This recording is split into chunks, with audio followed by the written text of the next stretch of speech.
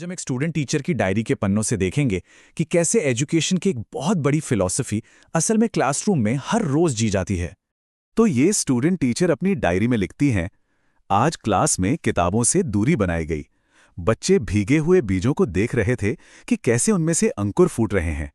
फिर उन्होंने गीली मिट्टी से अपने मनपसंद जानवर बनाए।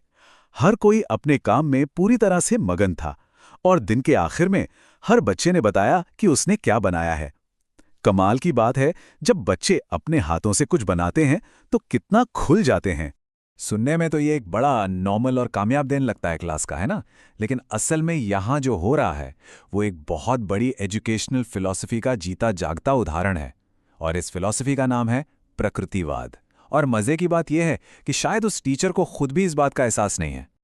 और यहीं कहानी में एक मज़ेदार मोड़ आता है। जो चीज़ क्लास में इतनी नेचुरल और आसान लग रही थी, वही कॉन्सेप्ट जब एग्जाम के पेपर पर एक सवाल बनकर आता है तो अचानक से घबराहट पैदा कर देता है। जिन लोगों ने परिभाषा रट ली वो तो शायद कुछ लिख भी देते हैं, पर ज्यादातर की हालत खराब हो जाती है। सच बताएं तो एजुकेशन की पढ़ाई करने वालों के लिए ये जो वाद या इज्म होते हैं ना, ये आइडियलिज्म, प्रैग्मैटिज्म, नेचुरलिज्म, ये सब बिल्कुल वैसे ही डरावने होते हैं जैसे स्कूल में मैथ्स का डर होता था। डर भी वही, चिंता भी वैसी ही और कन्फ्यूजन भी उतना ही। एक को समझने की कोशिश करो तो दूसरा भूल जाते हैं। सब आपस में एकदम खिचड़ी बन जाता है। तो सवाल यही है, आखिर ऐसा क्यों होता है कि जो आइडियाज हमारी रोज की टीचिंग का हिस्सा हैं वो कागज पर आते ही इतने अनजान और मुश्किल क्यों लगने लगते हैं? आइए इसी पहेली को सुलझाने की कोशिश करते हैं। तो इस पहेली को सुलझाने के लिए सबसे पहले तो हमें यह समझना होगा कि ये प्रकृतिवाद यानी नेचुरलिज्म आखिर है क्या चीज। अगर किताबी भाषा को एक तरफ रख दें तो इसका मतलब बहुत सीधा है। प्रकृतिवाद कहता है कि जो कुछ भी है वो सब नेचर है, असली सच्चाई नेचर में ही है। और हम दुनिया को कैसे जानते हैं? अपने सेंस से, मतलब देखकर, सुनकर, छूकर, चखकर। बस यही इसका कोर आइडिया है। अच्छा, तो फिलॉसफी तो समझ आ गई, लेकिन जब ये आइडिया क्लासरूम में आता है तब क्या होता है? तब ये और भी दिलचस्प हो जाता है। पहली बात, प्रकृतिवाद के हिसाब से सीखने का हीरो बच्चा है, टीचर नहीं। दूसरी, टीचर कोई कंट्रोलर या बॉस नहीं, बल्कि एक दोस्त, एक गाइड है। तीसरी बात, रट्टा मारने पर नहीं बल्कि खुद देखकर और एक्सपेरिमेंट करके सीखने पर जोर दिया जाता है। और सबसे जरूरी, पढ़ाई को असली जिंदगी से जोड़ा जाता है। अब देखिए कैसे थ्योरी और प्रैक्टिस एक साथ आते हैं। चलिए वापस चलते हैं उस टीचर की डायरी पर। जब बच्चे बीज को अंकुरित होते हुए देख रहे थे, उसे छू रहे थे, तो वो क्या कर रहे थे? वो अपनी इंद्रियों से सीख रहे थे, है ना? और जब वो मिट्टी से जानवर बना रहे थे तो वो एक्टिविटी करके सीख रहे थे। और ये सारी एक्टिविटीज बच्चों के लिए बिल्कुल नेचुरल थी।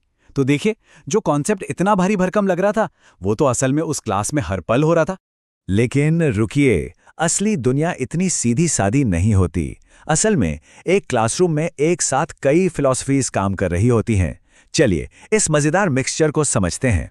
इसे समझने के लिए एक बहुत ही प्यारा उदाहरण है। सोचिए एक बच्चा पार्क में है और वो अलग अलग झूलों पर झूल रहा है।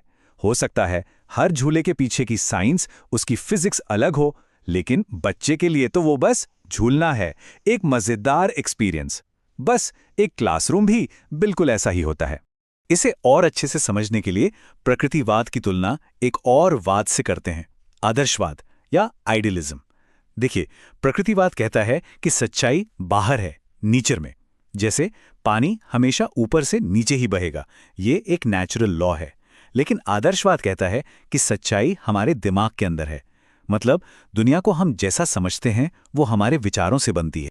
तो अब अगर हम फिर से उस क्लासरूम में लौटें तो हमें ये दोनों फिलॉसफीज एक साथ काम करती हुई दिखेंगी।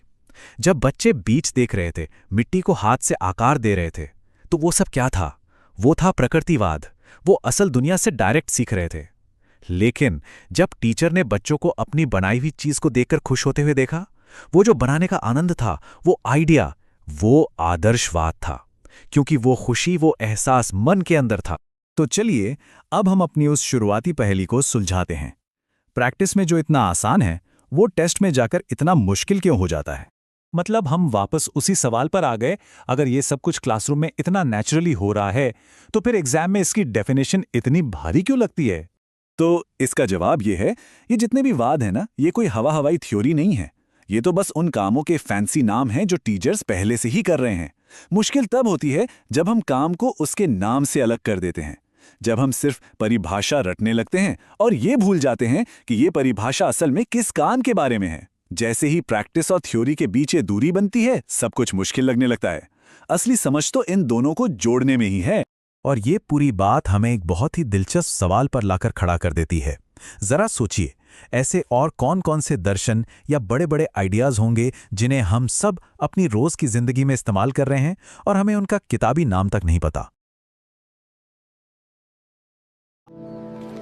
If this reflection spoke to you, like, subscribe, and share